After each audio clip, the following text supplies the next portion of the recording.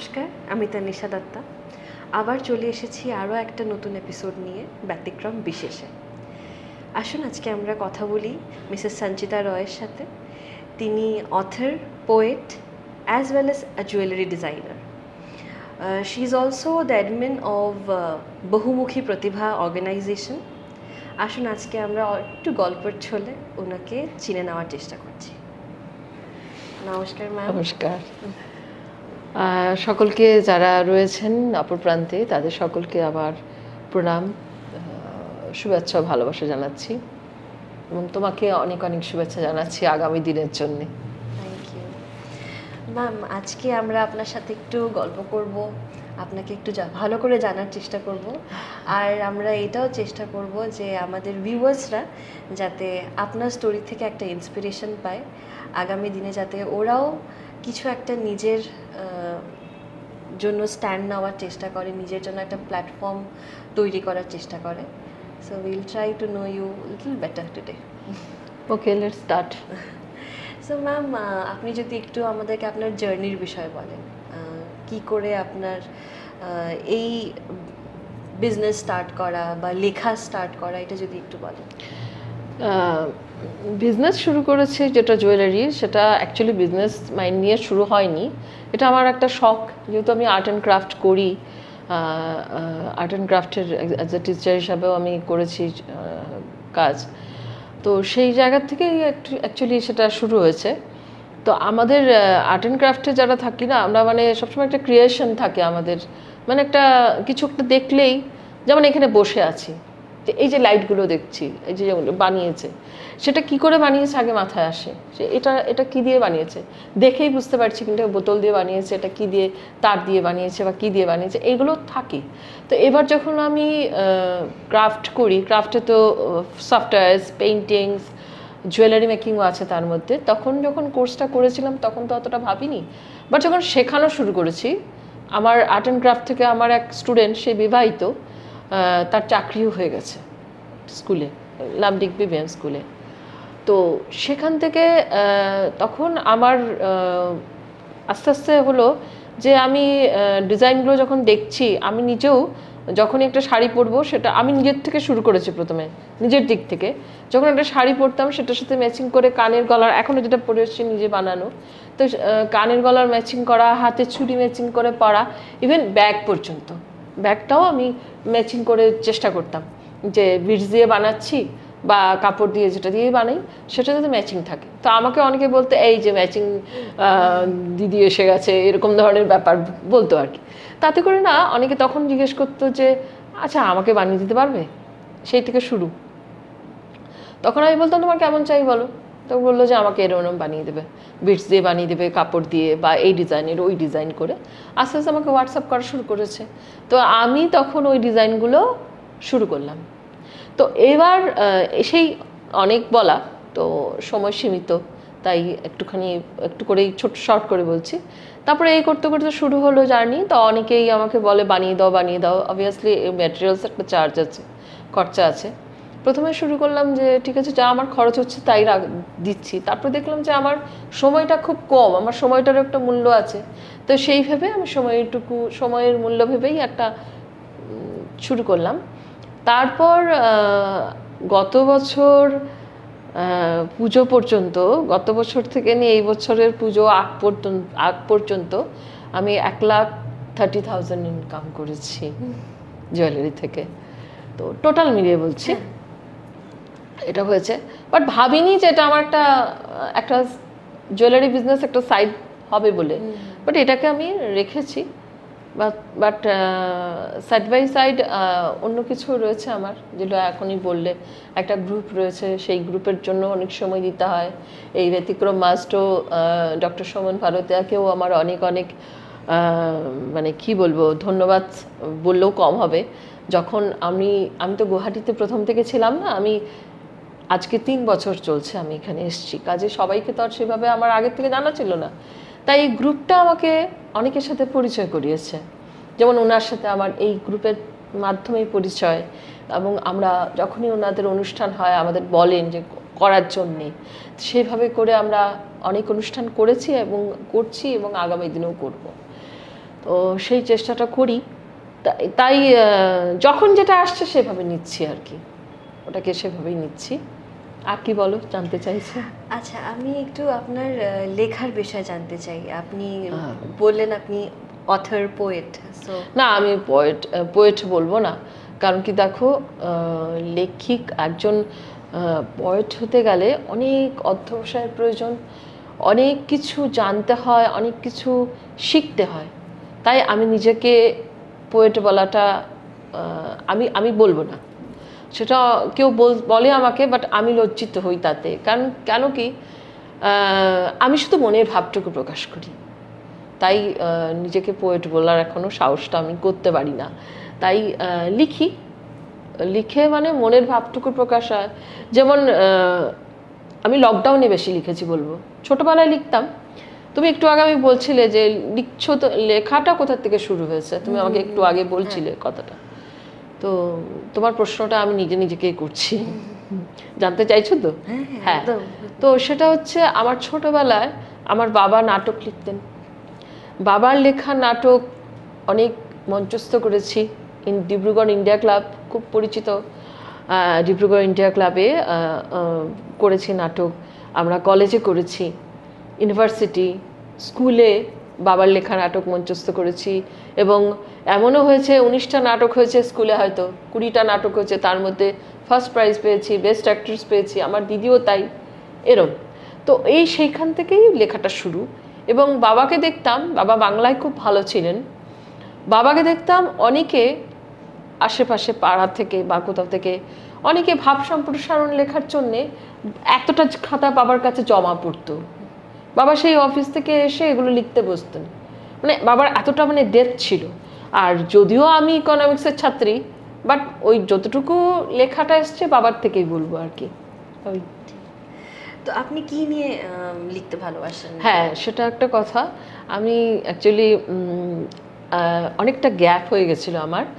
পড়াশোনার চাপ হতে পারে, বা সেটা পারিবারিক বিয়ে হওয়ার পর তখন আমার অনেকটা আমার মানে গ্যাপ হয়ে গেছিলো। মানে কেমন, হয়তো আমার বিয়ের 2 বছরের মধ্যে শাশুড়ি মারা গেলেন ক্যান্সারে, বাড়ির পুরো তো দায়িত্ব, তারপর ছেলে ছোট, এইভাবে করে আমি আবার কি হচ্ছে, আমি একটু ফ্যামিলিকে বেশি টাইম দিতে পছন্দ করি।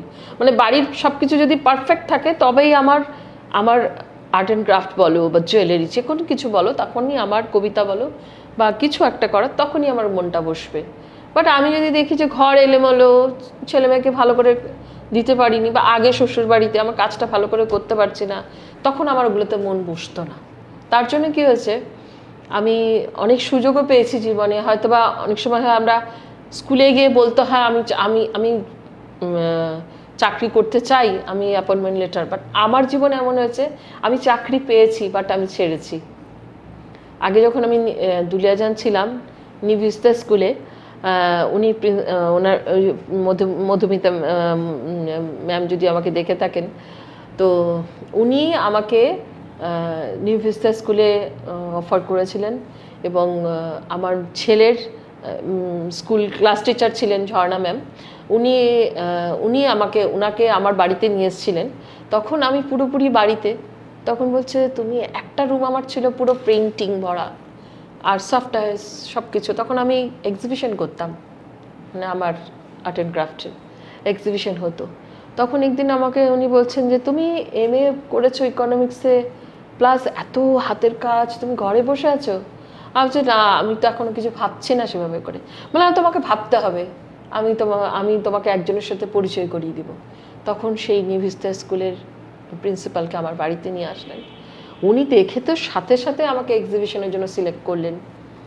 তিনসুকিয়ার থেকে ছিল, গুয়াহাটির থেকে একজন ছিল, আর আমাকে দুলিয়ান থেকে সিলেক্ট করলেন। সেই দিনই আমার 17,000, সেই 2006-এর কথা বলছি, 17,000 সেই দিনই আমার মানে সেল হলো। তারপর তো অর্ডার রয়েছেই। তো তখন আমার সুবিধা হতো কি, আমার ক্রাফটের মেয়েরা ছিল, ওরা তৈরি করতো, আমার সুবিধা হতো। বাট যখন আমি লামডিং ট্রান্সফার হয়ে চলে আসি, সেই স্কুলে ছেড়ে দিতে হলো। আমার ক্রাফটের যে যারা মেয়েরা ছিল, যারা আমাকে সাহায্য করতো, তাদেরকেও আর পাচ্ছিলাম না। আর যখন আমি লামডিং আসি, আমার হাজব্যান্ড ট্রান্সফার হয়ে আসেন, তখন আমার ছেলে টুতে পড়ে, মেয়ের তখন 9 মাস বয়স। তখন আমি একেবারেই ছেড়ে দিলাম, যখন স্কুল ছেড়ে দিয়েছি, ক্রাফটের ওটাও ছেড়ে দিলাম, তখন একেবারেই ছেড়ে দিলাম যে না, এখন আর নতুন করে এখানে শুরু করব না। তখন লার্নিং থেকে যখন আমাকে আস্তে আস্তে জানলো কেউ কেউ, হয়তো জাজমেন্ট করতে ডাকতো, হয়তো বা অ্যাঙ্কারিং করতে ডাকলো, এইভাবে করেই মানে ছিলাম আর কি। তারপর আস্তে আস্তে আবারও 12 বছর থাকা, কাজে যার যেটা ভেতরে রয়েছে ওটা তো আমরা ছেড়ে থাকতে পারি না। শখ যেটাকে বলে, হবি যেটাকে বলে, প্রফেশন হিসাবে আমি কখনোই নিতে চাইনি, বাট হবি ছিল আমার, তাই ইচ্ছেটা সবসময় থাকতো। সময় পেলে একটুখানি পেন্টিং করতাম, সময় পেলে হয়তো সফটওয়্যারের কিছু করছি, সময় পেলে হয়তো জুয়েলারি করছি, মানে পুরো বাড়িকে সময় দিয়ে। বাট সেটা তখন একটু কম হতো, কারণ মেয়ে তখন 9 মাস, খুব চঞ্চল ছিল। ছেলে তখন, ওকে আমার তখন বেসিক গঠন করার সময়টা চলছিল, ক্লাস মানে 4-এ পড়ে তখন এসছি যখন লামডিগে। তখন ভাবলাম যে না, হাজব্যান্ড তখন একটু অফিসেও একটু দেরি করে বাড়ি ফেরার ব্যাপার ছিল। তখন আমি ভাবলাম যে না, যেটা চলছে চলুক, হবে হবে হবে এরকম। তারপরে যখন জীবনে যখন ইনসিডেন্টটা হলো, 2018-এর কথা বলছি, তখন আমার জীবনের মোড় পুরোপুরি ঘুরে গেল আর কি। 2018 জানুয়ারি, 16 জানুয়ারি আমার হাজব্যান্ড আমাকে ছেড়ে চলে যায় ডিউ টু অ্যাক্সিডেন্ট। ঘটনাটা হয়েছিল 9 ডিসেম্বর, যখন অফিস থেকে ফিরছিলেন, সাথে আরেকজন ছিল, বাইক অ্যাক্সিডেন্ট। সেদিন শনিবার ছিল। তারপর সেই ঘটনা তো হলোই। 1 মাস 7 দিন জিএনআরসি ছিলেন, মানে তোমার গুয়াহাটি, লামনিং থেকে নিয়ে আসা হলো। 1 মাস 7 দিন থাকলেন, বাট ফিরে পেলাম না। তারপরে জার্নিটা তো আছেই, আর সিঙ্গেল প্যারেন্টিং বুঝতেই পারছো। তারপরে এখন যেটা করছি সেটা হচ্ছে পুরোপুরি নিজেকে ভালো রাখার জন্য। কারণ আমি যদি ভালো না থাকতে, আমার তখন এই ঘটনাটা হয়ে যাওয়ার পর প্যানিক অ্যাটাক হতো, এমনও হতো যে আমাকে হসপিটালে ভর্তি করতে হতো। তো যখন হয়তো আমার তখন ছেলেকে নিয়ে আমি, এই ঘটনা হয়েছে জানুয়ারির 16 তারিখ ছেড়ে চলে যান। তারপর আমি তখন দেখলাম যে আমার ছেলে মেয়ে, একটা মেয়ে তখন ক্লাস 4-এ পড়ে, ছেলে তখন নগাঁও রামানুজনে হায়ার সেকেন্ডারি পড়ছিল। তখন আমি দেখলাম এখন মানে এই জায়গার থেকে তুমি বললে না মেসেজ দেওয়া, কি মেসেজ দেবো? আর আমি জানি একজন নারী, আমি সব পারি, একটা কথা আছে, পারতেই হবে, না পারলেও তোমাকে পারতে হবে। তখন আমি দেখলাম যে আমাকে ভেঙে পড়লে তো চলবে না। এইভাবে প্যানিক অ্যাটাক হয়ে প্রায় আমি 2-3 বার হসপিটালাইজড হয়েছি। এমন হয়েছে মেডিসিনগুলো নিতে পারতাম না শরীরে, মেডিসিনগুলো নিলে মানে হাত পাগুলো কাঁপতো। আর যে অ্যাটাকটা আমার হতো, মানে কিছুক্ষণ যেটা হতো আমার মধ্যে, সেটা মানে বারে বারে হচ্ছে। আর খুব ঘুম আসতো। তো আমি যদি ঘুমিয়ে পড়ি, আমার মেয়েকে কে দেখবে? আমার ছেলেকে কে দেখবে, কি করবে? তখন আমি ভাবলাম যে না, যেভাবে চলছে চলুক, চেষ্টা করি মেডিটেশন করা, মোটিভেশনাল যেগুলো, সন্দীপ মাহেশ্বরী, শিবানী, শুনেছ হয়তো, নাম দেখেছ, ওনাদের সেই মোটিভেশনাল যেগুলো ভিডিও থাকতো, সেগুলো দেখা শুরু করলাম। দেখে যেগুলো নোট ডাউন করার আর কি, নোট ডাউন করে রাখতাম, ইভেন লিখেও রাখতাম যে এগুলো আমি রোজ বলবো মনে মনে নিজেকে করার জন্য। কারণ আমাকে কেউ করে দেবে না, আমারটা আমাকেই করতে হবে, এটা আমি শিখেছি। আমি অন্যের উপর ডিপেন্ড হলে হবে না, আমারটা আমাকেই করতে হবে এনি হাউ। আর আমাদের জানি ছেলে মেয়ের জন্য আমাকে বাঁচতেই হবে। তখন আমি এইভাবে করছি। তারপর করতে করতে তখন আমি অ্যাকচুয়ালি একটা কথা কি, আমার কাছে আমি ব্লেসড বলবো, আমি বাইরের মানুষের থেকে প্রচুর আমি মানে সাহায্য বা সিম্পথি, মানে তারপর আমাকে বোঝা, এই জিনিসটা আমি খুব পেয়েছি। এটা আমি ব্লেসড বলবো। যেটা আমার দুলিয়াজানে হয়েছে, সেই ম্যাডাম যদি আমাকে এইভাবে বাড়ি থেকে বের না করতেন, তাহলে হয়তো বা আমি এক্সিবিশন করা বা এই স্কুলে চাকরি করা, এগুলো আমার কিছুই করা হতো না। মেয়ের জন্মের আগে আমি স্কুল ছেড়েছি, দুলিয়াজান নিউ ভিস্তা স্কুল। এখনও মেমোরিতে ভাসে এগুলো, জিনিসগুলো আর কি। আমরা টিচাররা স্টল দিতাম, নিজেও আমি কেক বানিয়ে, ইডলি বানিয়ে, তারপর তোমার চপ বানিয়ে সেভাবে করে আমি করেছি। তারপরে আমার পুরো পেন্টিং সফটওয়্যার্স, মানে আমার এক্সিবিশনের সমস্ত কিছু এইভাবে করে আরেকটা স্কুলেও করেছি। তারপরে দুলিয়াজানে যারা চেনে, এই তোমার জালনি ক্লাব বলে, বাইরের মানুষ এন্ট্রি হয় না, এক্সিকিউটিভ যারা তারাই আসে, সেখানেও আমাকে ইনভাইট করেছিল, সেখানেও আমি এক্সিবিশন করেছি। তো এইভাবে দুলিয়াজান গেছে। এরপর লামডিং এসে আমি তোমাকে বললাম যে এই জার্নিটা আমার হলো। এরপর যখন এই ঘটনাটা হলো, তারপর অ্যাকচুয়ালি আমার ছেলের তখন আমার এই ব্যাপারটা আমার তখন মাথায় আসলো যে আমি আমার ছেলে মেয়ে কী করে ইনভলভ করব, ওরা যেটা ভালোবাসে সেটা তো ওদেরকে কি করে নেব, আমারটা পরের কথা, আমি কি করে আসব, আমি প্যানিক অ্যাটাকটা কী করে ওভারকাম করব। তো সেই জায়গাগুলো আমি করে যাচ্ছিলাম মোটিভেশনাল ভিডিও দেখে টেকে। বাট আমি ছেলেকে দেখতাম খুব চুপ করে বসে থাকতো, মেয়েও দেখতাম তাই। কি করে করব, ওরা তো গান নাচ করতো, ওদেরকে আবার আস্তে আস্তে করে ছেলেকে তখন আমি বললাম যে ছেলের যেখানে গান ও করতো, বাপি মজুমদার লামডিংয়ের, তো উনি তোমার স্টুডিও আছে, তো উনি একদিন ওকে বলছে তুই চুপচাপ গিয়ে ওখানে বসে থাকতো সন্ধ্যা হলেই, তো ওকে বলছে তুই একটু ইন্ডিয়ান আইডল ট্রাই কর না। তখন আমার ছেলে বলল মা করব। আমি তো শুনি সাথে সাথে কেন করবি না, কর কর।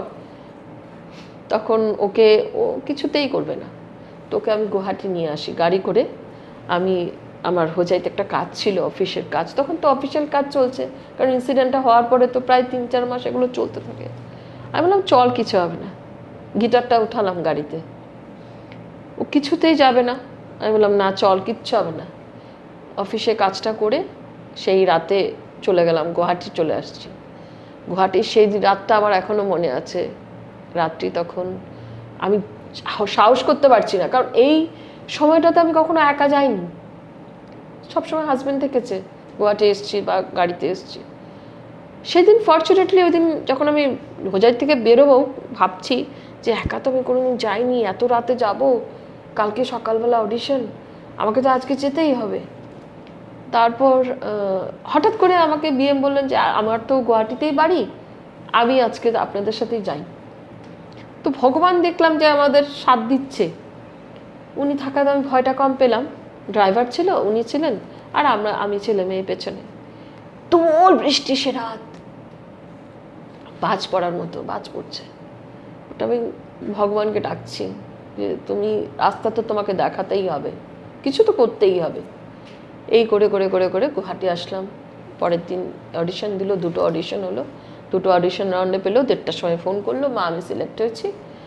কোনো কথা নেই, তখন আমার কিন্তু কিছু চালু হয়, মানে রানিং হয়নি, পেনশন পাওয়া বা এগুলো কিছু।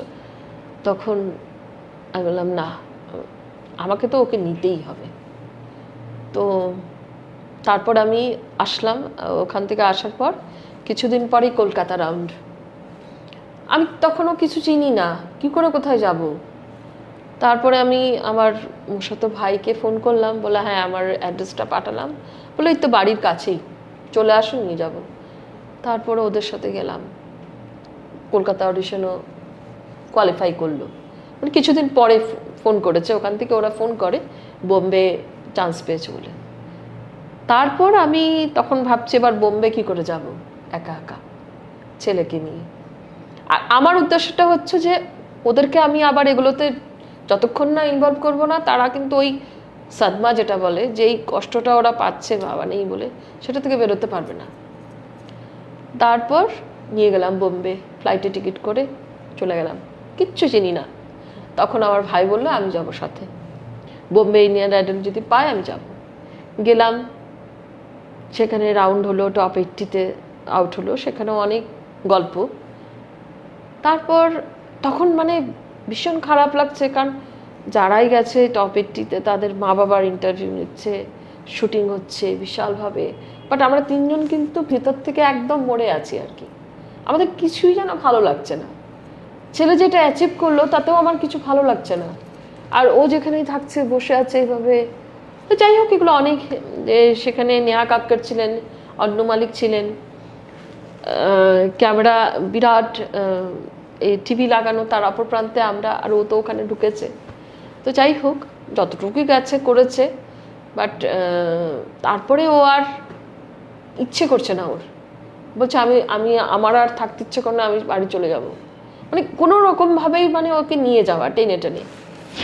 তারপরে আসলাম, আসার পর তারপরে দেখলাম আস্তে আস্তে ওদের ইন্টারেস্টটা হচ্ছে আবার, সেই লকডাউন সময়টাতে ওরা আবার সেটার মধ্যে ঢুকে গেল, গান করছে, নিজে গান লিখছে, সুর দিচ্ছে, এগুলো করছে, আবার এলো। তা আমিও আবার আবারকে লকডাউনে আমিও আবার এই গ্রুপটাকে ক্রিয়েট করলাম।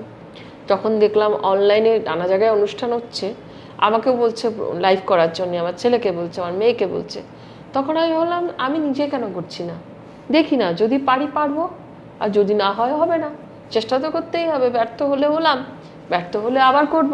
আমি এখন এটাতে নিয়ে আছি যে কেউ যদি আমাকে খারাপ ব্যবহারও করছে, কথায় কথায় বলছি করো, এটা হচ্ছে না, হবে, বাট পজিটিভ মাইন্ড দিয়ে চলি আর কি, চলার চেষ্টা করি।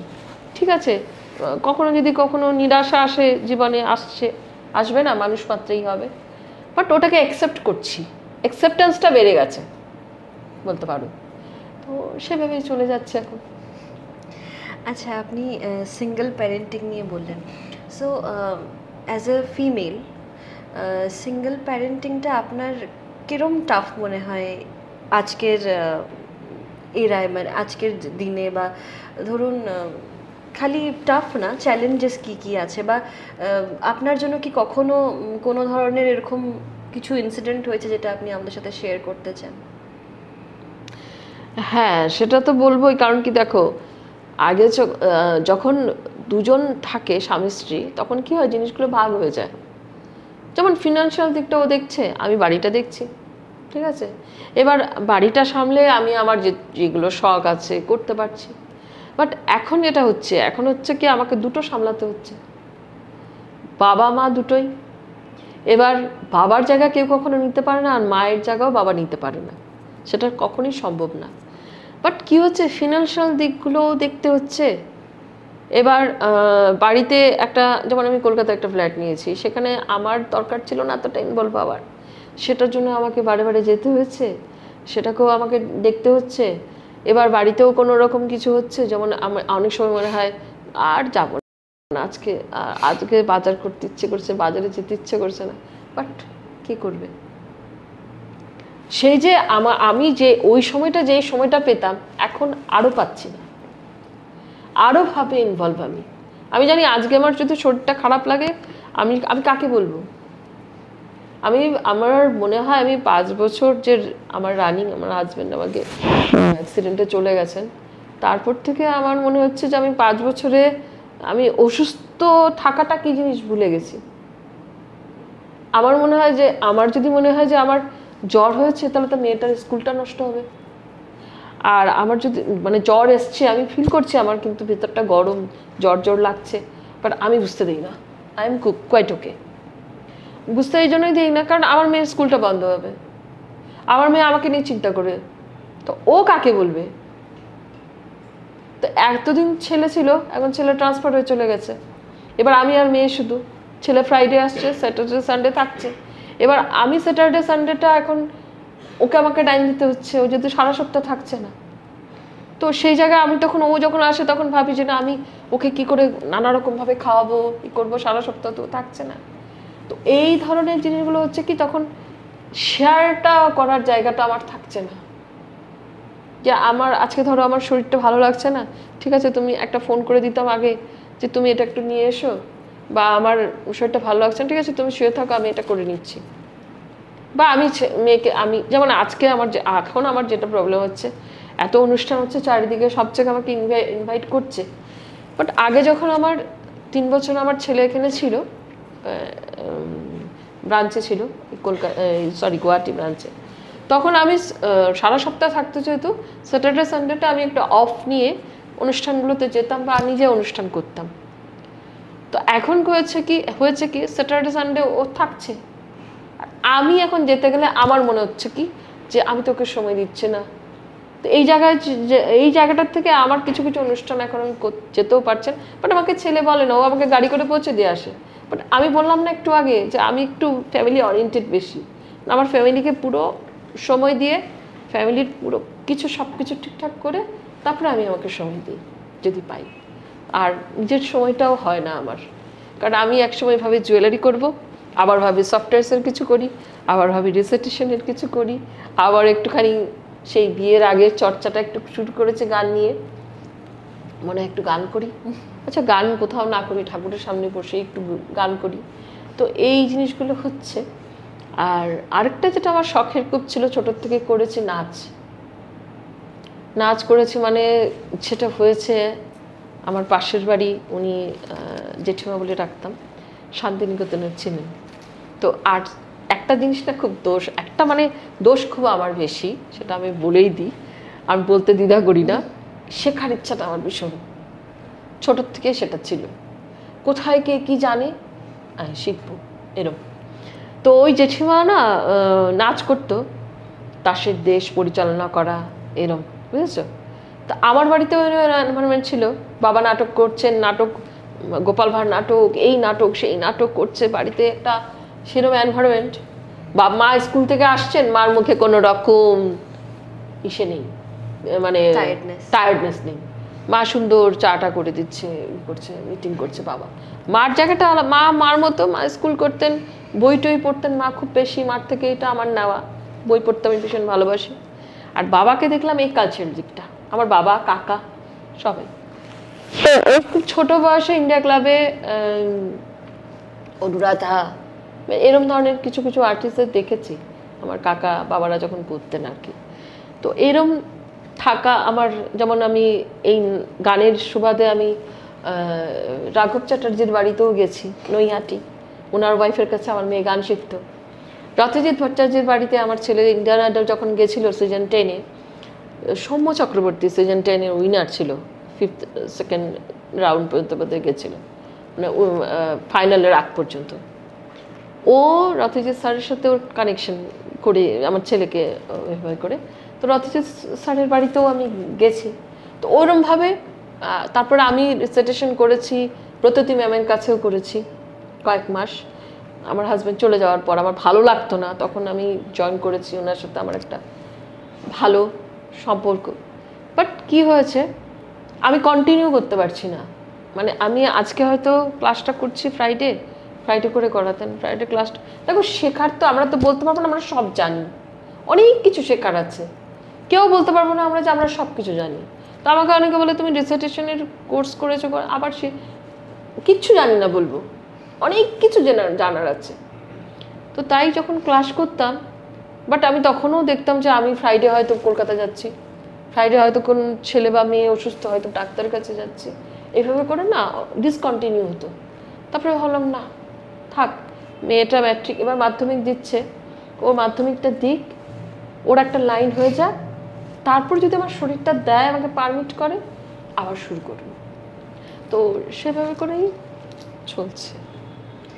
আচ্ছা ম্যাম, আপনার কাছ থেকে তো অনেক ইন্সপিরেশনাল কথা শুনলাম, সত্যি সত্যি আপনি এখন অবধি যা বলেছেন পুরোটাই খুব ইন্সপায়ারিং। কিন্তু আমি আপনাকে আরেকটা জিনিস জিজ্ঞেস করতে চাই, সেটা হচ্ছে যে একটা মহিলার আজকের দিনে সেলফ ইন্ডিপেন্ডেন্ট হওয়াটা কতটা দরকার? মানে আছে না, কেউ তো থেকে শেখে, আর কেউ আছে যারা এই উইলটা নিয়েই আসে যে হ্যাঁ আমি ইন্ডিপেন্ডেন্ট হতে চাই, আমি শিখতে চাই। কিন্তু যেভাবেই হোক না কেন, একজনের মানে নিজেকে বিল্ড করা, সেলফ ডিপেন্ডেন্ট হওয়া, এই জিনিসটা কতটা দরকার? খুব দরকার। সেলফ, আমি নিজের জন্য, অনেকে ভাবছে যে আমি বিয়ের পরে, অনেকের একটা কনসেপ্ট যে বিয়ের পরে তো হাজব্যান্ড করবেই, বাট কি হয়, আমার ক্ষেত্রে যেটা হয়েছে, আমি বিয়ের আগে টিউশন করতাম। আমি MA করছি, বিএ ইকোনমিক্সে অনার্স ছিল আমার, সেটা 8টা পেপার জানোই, অনার্স পেপার। তো পড়াশোনার সাথে সাথে না আমি টিউশনই করতাম। আমার মা আর বাবা কিন্তু কখনোই বলতো না, মা সবসময় বলতো যে একাডেমিক ক্যারিয়ারটা যাতে খুব ভালো থাকে। আর 1 to 10 আমি কোনোদিন সেকেন্ড হইনি, ফার্স্ট গার্ল ছিলাম। আর আমি আমার ছেলে মেয়েকে বলি, সবচেয়ে বুদ্ধিমানের কি বলতো, পড়াটা ঠিক রাখবি, যখন মা বাবা দেখবে পড়াটা ভালো আছে, তুই বাইরে গিয়ে খেলাধুলো কর, দুষ্টুমি কর, কেউ কিছু বলবে না। আমি ছোটবেলায় মাছ ধরতাম, বোতলে ভরে ভরে ব্যাঙাচিগুলোকে ঢুকিয়ে রাখতাম, মাছ নয় কিন্তু, কিন্তু মা কিছু বলতো না।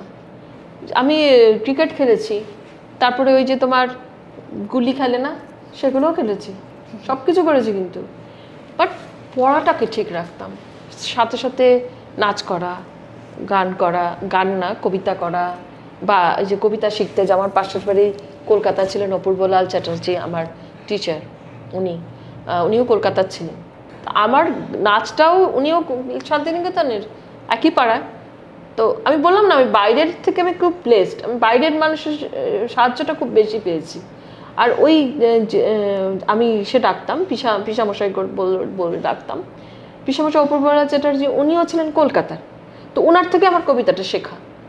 উনি 3টার সময় স্কুল থেকে আসতেন, অফিস থেকে আসতেন, আমি বসে থাকতাম, দাঁড়িয়ে দেখতাম কখন, 3টা না, 5টা, 5:30, আমি বসে থাকতাম কখন আসবে, কখন কবিতাটা শিখতে যাব। প্রোনাউন্সিয়েশনগুলো চাইতো, তো উচ্চারণগুলো কিভাবে করতে হয়, তাই যাই হোক, যে এই যে কথা থেকে আবার অন্য কথায় চলে গেলাম। তো এই যে মানে সবই করছি, সবই শিখছি, বাট আমার কথা হচ্ছে যে আমি নিজে জানি ঠিক আছে, বাট নিজে যদি জানাটাকে যদি আমি কাজে লাগাতে পারি, যেমন এটা একটু আগে বলছিলাম টিউশনই করতাম, যেটা আমার বিয়েতে আমার যে টিউশনই করতাম, ইংলিশ মিডিয়াম বাংলা মিডিয়াম আলাদা করে পড়াতাম, সেই টাকাটা আমার বাবা কিন্তু বলতো বাড়িতে কিচ্ছু করবি না, তোর মতো করে তুই রেখে দে, খরচা করা আমি দিচ্ছি, তোরটা আমি রেখে দিয়েছি। সেখানেও আমার বিয়েতে আমার কন্ট্রিবিউশন ছিল। তখন থেকে আমার ভেতরে একটা হয়েছে যে আমি তো চাকরি করব, বাট আনফর্চুনেটলি আমার MA করে আমার PhD করার ইচ্ছে ছিল, ইকোনমিক্সে MA করে তারপরে আমি PhD করে কলেজের লেকচারার হব। কারণ মামা স্কুলের হেডমিস্ট্রেস ছিলেন, আমার মার দাদু ডিব্রুগড় রেলওয়ে হাই স্কুলের প্রতিষ্ঠাতা, আমার মার জেঠু ডিব্রুগড় প্রাইমারি স্কুলের এরম টাইপের, আমার মাও যে স্কুলের ছিলেন সেখানেও আমার মা প্রতিষ্ঠাতা, মানে আমাদের বাড়িতে এটা একটা ট্রেন্ড ছিল। তো আমি মাকে দেখেছি, তো আমারও মনে হতো যে আমিও একটা কিছু করবো, একটা ভেতরে ছিল যে আমিও একটা কিছু করবো, স্কুল করবো, নাহলে কিছু একটা করবো। বাট আনফর্চুনেটলি আমার যে ইচ্ছেটা ছিল PhD করে কলেজের লেকচারার হবো, সেটা ছিল। আমার কি হয়েছে, আমার দিদির বিয়ের পর আমার মা সাডেনলি খুব বাজেভাবে অসুস্থ হয়ে পড়েন। তখন আমার মা আমাকে বলছেন, দেখ তুই কলেজ থেকে এসে তোকে এত কিছু করতে হয়, সব কিছু দায়িত্ব নিতে হয়, এখন মানে আমি চাই এটা বিয়েটা হয়ে যাক। আমি খুব কান্নাকাটি করছি, কারণ আমার ড্রিমটা তো অন্য, খুব কান্নাকাটি করছি। তখন আমার বলছে না না, ওরা সংক্ষেপে বলছি, তখন ওরা বিয়ের পর সব করতে পারবে, এই সেই বলেছে, তবে ঠিক আছে চলো। বাট সবসময় সব সিচুয়েশনটা সেটা হয় না। আমার শাশুড়ি আমাকে মানে সাহায্য করেছে সেটা বলবো, বাট সিচুয়েশন আফটার ম্যারেজ কী সিচুয়েশন হবে তুমি বলতে পারো না। বাট বিফোর ম্যারেজ তুমি যদি নিজেকে একটা জায়গায় রাখো, তখন একটা বিয়ের সাথে শর্ত থাকে যে আমি চাকরিটা কিন্তু কন্টিনিউ করবো। বাট আফটার ম্যারেজ তুমি যদি কিছু করতে যাও, তখন কিন্তু সেটা খাটবে না, সেটা একটা অপশনাল হয়ে যায়, ঠিক আছে না? তো সেই ক্ষেত্রে আমার হয়েছিল, আমার ক্ষেত্রে তখন ভাবলাম যে না, তাহলে তো আর মানে পারছি না, সিচুয়েশন এমন হয়ে গেছে যে আমার বিয়ের 2 বছরের মধ্যেই শাশুড়ি মারা গেলেন ক্যান্সারে সাডেনলি। আমার সেটা হলো না, বাট আমি রিয়েলাইজ করতাম তখন যে আমি আগে চাকরিটা কেন করলাম না, এখন করাটা সম্ভব না হঠাৎ করে। তারপর যে হোক, বলে না সুপ্ত ইচ্ছে যেটা একটা তোমার ভেতরে থাকে, বা এটা আমি খুব মানি, তোমার ভেতরে যদি একটা অদম্য ইচ্ছে থাকে সেটা ভগবান পুরো করবেই। তারপরে দেখি হঠাৎ করে একদিন, ওই যে সেই একটু আগেই গল্প করলাম, ম্যাডাম এসেছিলেন, উনি আমাকে তখন অফারটা দিলেন, তুমি আমার স্কুলে চাকরিটা করো। নিভিস্তাতে করলাম, করার পর করতে করতে আবার তখন 2006-এ 8-এ মেয়ের জন্ম হলো, তখন আর পারলাম না কন্টিনিউ করতে। বাট উনি ডাবল টিফিন দিয়ে বাচ্চাদের গাড়ি করে আমার বাড়িতে পাঠিয়ে দিতেন।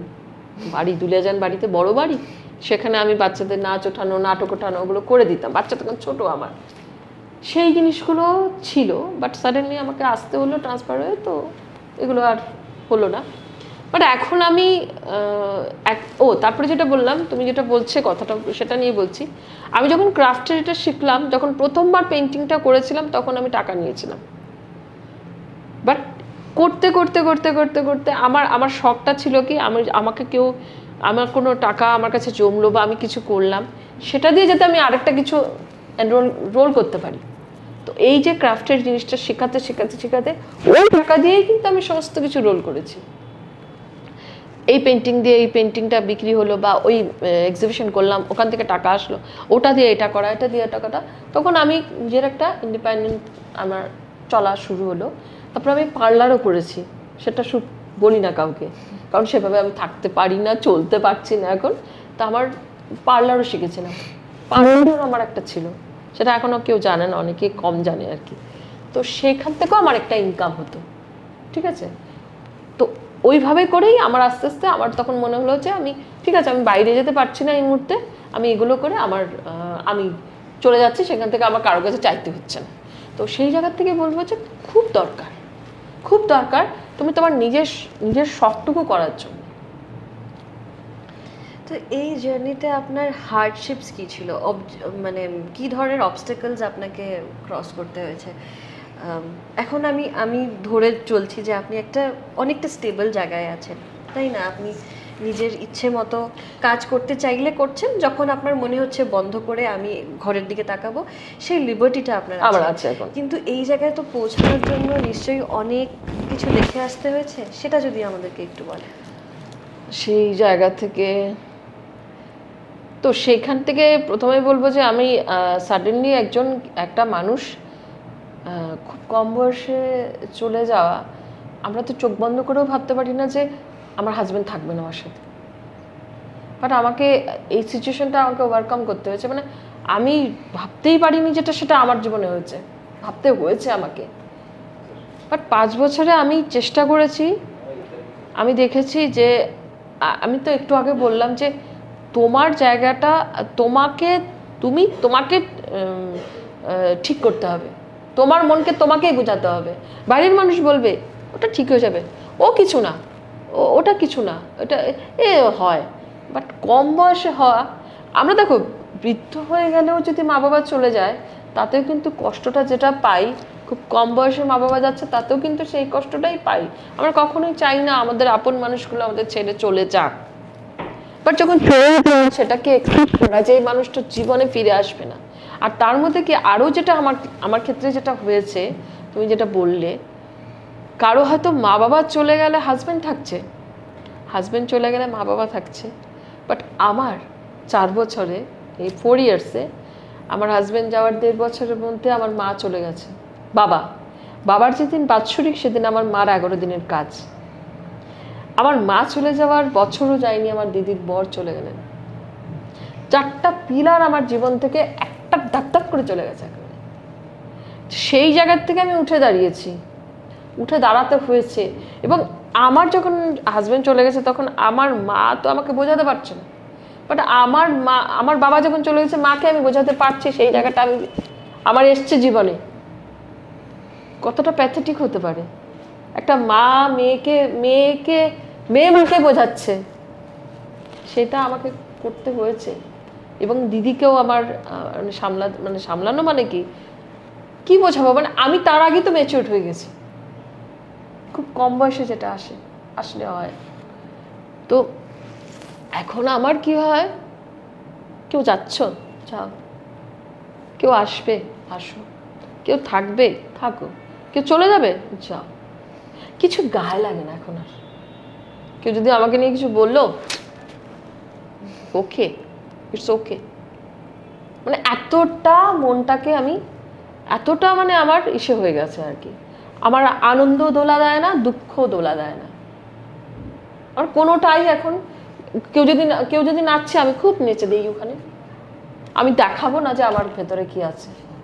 আমি সিম্প্যাথি চাই না কারো থেকে, আর সিম্প্যাথি নিতেও চাই না। এই আমার হাজব্যান্ড নিয়ে, আমার দেখো মা নেই বাবা নেই, আমি সিম্প্যাথি নিতে চাই না।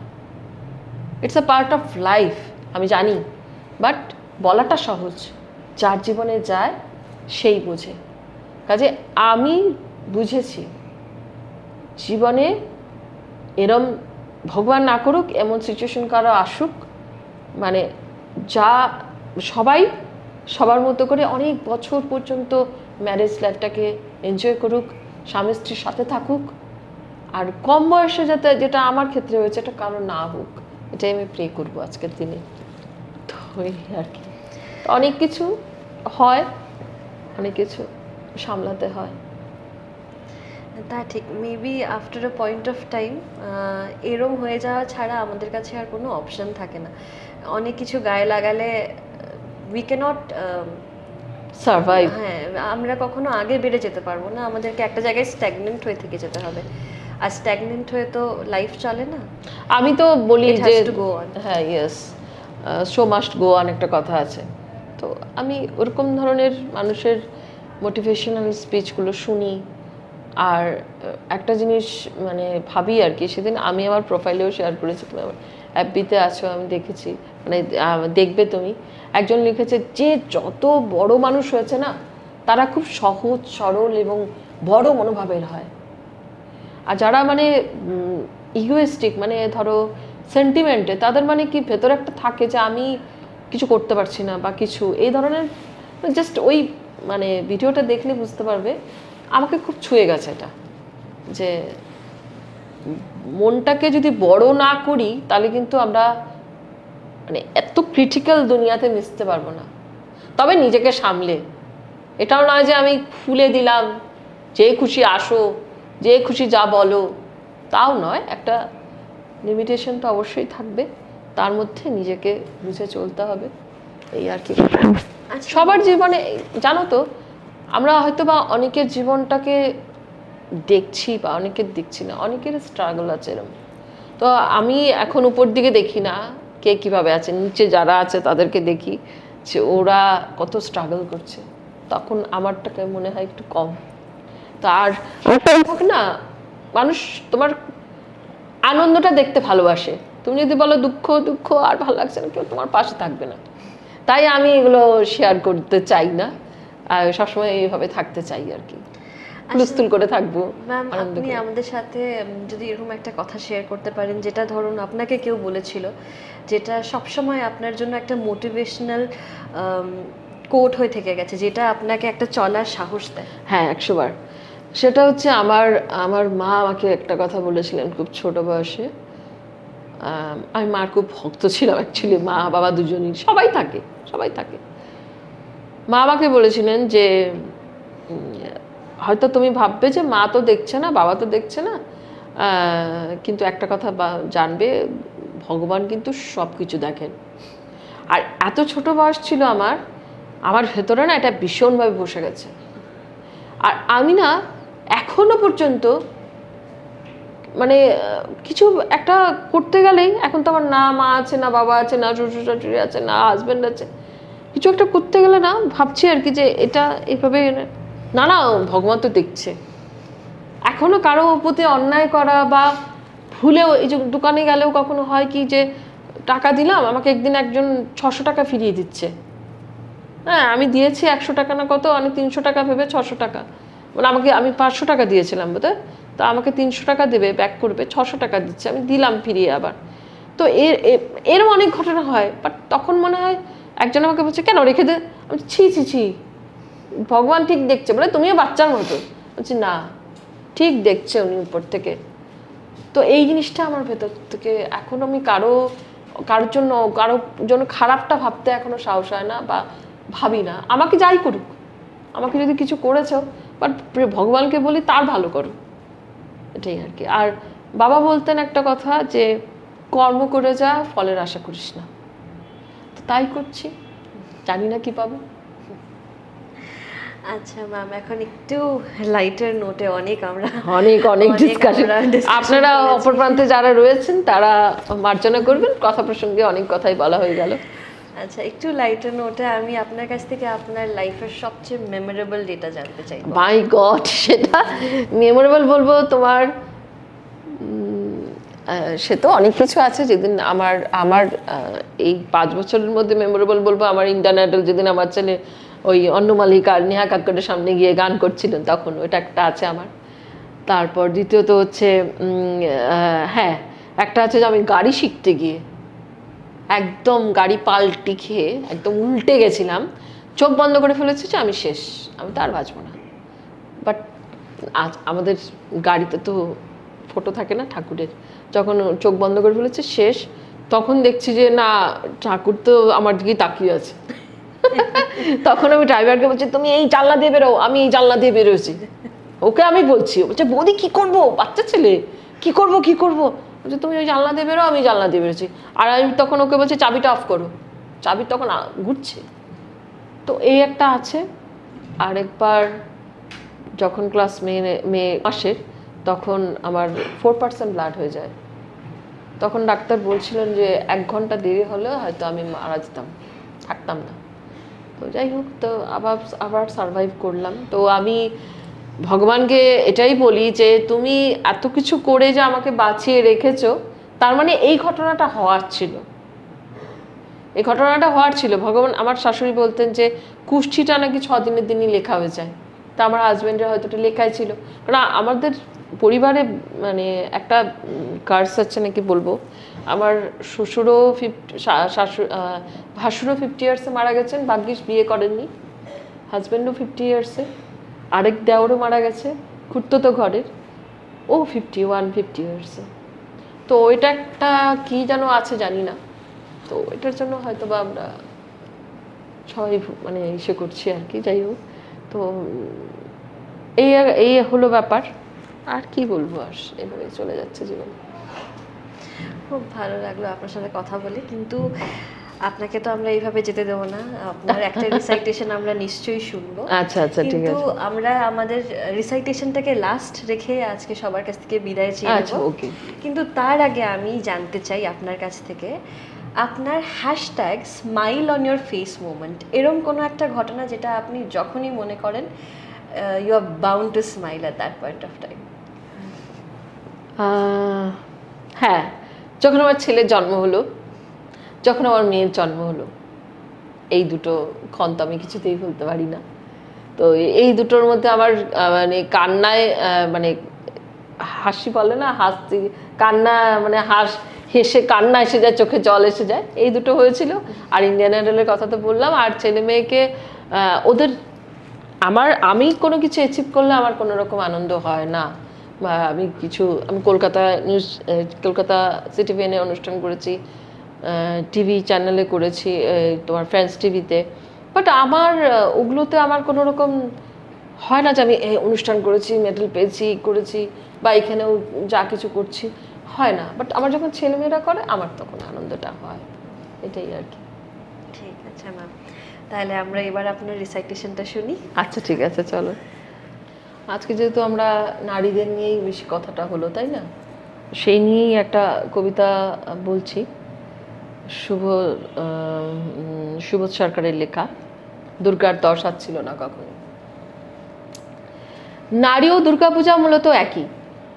আমাদের চণ্ডীতে বলা হয়েছে স্ত্রিয়া সমস্তা সকলা জগৎসু। এর অর্থ হলো সমস্ত স্ত্রীলোকই আমার অংশ বিশেষ। স্বয়ং রামকৃষ্ণ ঠাকুরও সারদা মায়ের পুজো করেছিলেন। সুতরাং নারীর সম্মান রক্ষাই শুধু নয়, বস্তুত নারীরা পুজো পাওয়ারও অধিকারী। দুর্গা নারী শক্তির প্রকাশ। দুর্গা 10 হাত দিয়ে যা করেছিলেন, এখনকার দুর্গারা 2 হাতে তা করে থাকে। ঘরে বাইরে সমানভাবে তাদের ব্যক্তি।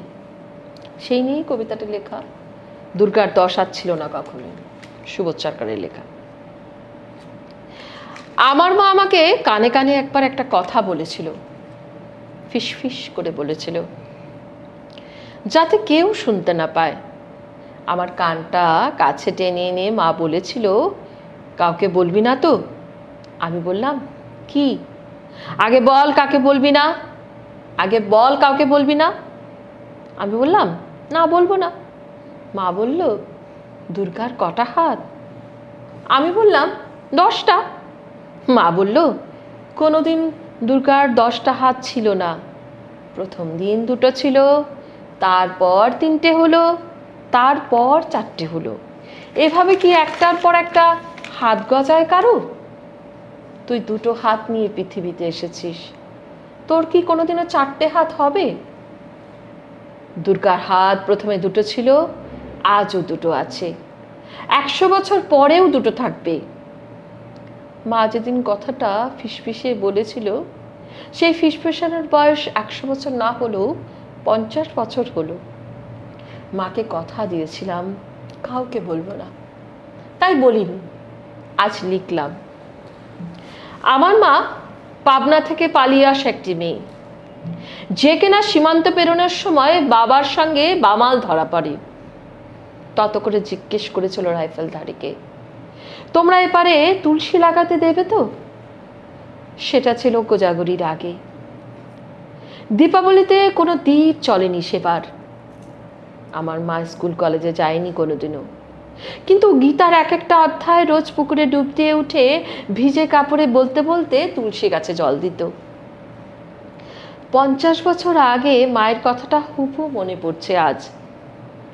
দুর্গার 10 হাত ছিল না কখনো, আজও নেই। ফিসফিস করে নয়, স্প্লেনেটে দাঁড়িয়ে মাইকে মাইকে বলতে ইচ্ছে করছে মায়ের কথাটা। দুর্গার 2টো হাত, তাকিয়ে দেখুন, 2টো হাত দিয়ে যে কাজ দুর্গা করেছিলেন 10 হাত থাকলেও অনেকে পারবে না। এখানেই মেটাফোরের জয়, রূপকের উত্থাপন। যে মানুষটা কল্পনা করেছিলেন 10 হাতের, ইনি একজন বড় মাপের কবি, বাল্মীকি সমান। আমাদের পাড়ায় থাকতেন শিউলিদি, বউ হয়ে এসেছিলেন, কিন্তু সে বাড়িতে কোনো রোজগার নেই। বড় পঙ্গু, পাড়ায় একটা চা বিস্কুটের দোকান দিলেন, সেই টাকায় বাজার করতেন, ছেলেকে পড়াতেন, মারতে মারতে স্কুলে নিয়ে যেতেন, বরের ওষুধ কিনে আনতেন, শাশুড়িকে স্নান করাতেন। দোকান বড় হলো, এক ঘরের বাড়ি বানালেন। বর মারা গেল, ছেলে হায়ার সেকেন্ডারিতে স্টার পেল, ছেলেকে ডাক্তারি পড়ালেন। ছেলে এখন কলকাতায় প্রতিষ্ঠিত চিকিৎসক। এই শিউলিদের যদি 10 হাত না থাকে তো কার 10 হাত আছে? এই শিউলিদিকে যদি দুর্গা বলতে না পারি, তাহলে এই মাটির দুর্গাকে সারা জীবন প্রণাম করে কি হবে? আমার কাছে শিউলি মানে শরৎ নয়, আমার কাছে শিউলি মানে চা বিস্কুটের দোকান চালানো শিউলিদি। যে মেয়েটি কাঁধে ছেলে নিয়ে মাথায় 8টা ইট নিয়ে প্রমোটারের বাড়ি বানাচ্ছে, সে কি দুর্গা নয়? যে মেয়েটি গ্রাম থেকে উড়ে গেল সেদিন ওয়াশিংটন ডিসি নাসায় বিজ্ঞানী হিসাবে যোগ দিতে, সে যেদিন 2 দিন বাদে গ্রামের বাড়িতে ফিরবে ছুটি নিয়ে, তাকে দেখার জন্য বেশি ভিড় হবে, সে কি দুর্গা বলে না দুর্গা নয় বলে? কল্পনা চাওলা যখন মহাকাশ থেকে ছাই হয়ে ঝরে পড়েছিলেন, তখন কি মনে হয়নি, আহারে একটি দুর্গা ছাই হয়ে গেল? তারপর দেখলাম সেই ছাই থেকে আরো নতুন দুর্গা বেরিয়ে এলো। কারো 10টি হাত নেই, সবার 2টো করে হাত। দুর্গাপুজো আসলে সবার পুজো। যে কোনো উৎসবের পেছনেই থাকে একটা না একটা পরাজয়ের কাহিনী, বশ্যতার কাহিনী, ক্ষমতা দেখানোর উল্লাস। কিন্তু দুর্গা হাজার হাজার লক্ষ কোটি মেয়ের উঠে দাঁড়ানোর গল্প। প্রতিটি মেয়ের মধ্যে একটি করে দুর্গা আছে, প্রতিটি মেয়ের মধ্যে 8টা করে লুকোনো হাত আছে। একটা একটা সেই হাত বের করে আনার নাম দুর্গা পুজো, আর এই পুজোর গন্ধের নাম শিউলি।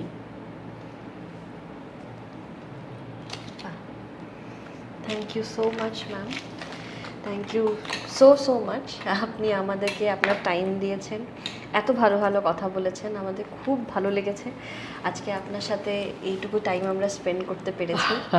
রিয়েলি আমারও খুব ভালো লেগেছে তোমার সাথে কথা বলে, মানে এত সুন্দর করে বলছো তুমি, খুব ভালো লেগেছে। আর আগামীতে আরও এইভাবে এগিয়ে যাও। আর আবারও ব্যতিক্রম মাস্টারকে অনেক অনেক ধন্যবাদ, বিশেষ করে ডক্টর সোমান ভারতীয় স্যারকে, যে উনি এত সুন্দর একটা প্রয়াস করছেন। এভাবেই এগিয়ে চলুক, এটাই আমার শুভকামনা রইল। এবং সবাইকে নমস্কার, ভালো থাকবেন, সুস্থ থাকবেন। আজকের জন্য আমরা এখানেই শেষ করছি, কিন্তু আবার আসবো আরও একটি নতুন মুখ, নতুন কাহিনী নিয়ে। আবার দেখা হচ্ছে। নমস্কার।